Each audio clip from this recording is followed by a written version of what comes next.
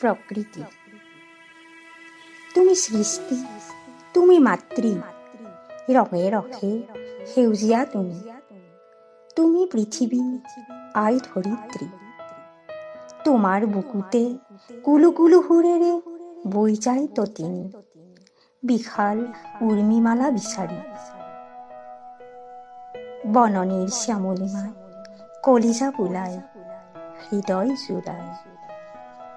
কত বিহংগই তোমাৰ বুকুতে তোলে ৰাগিনী মধুৰ। প্ৰাণে প্ৰাণে বাজি ৰয় সেই সুৰ।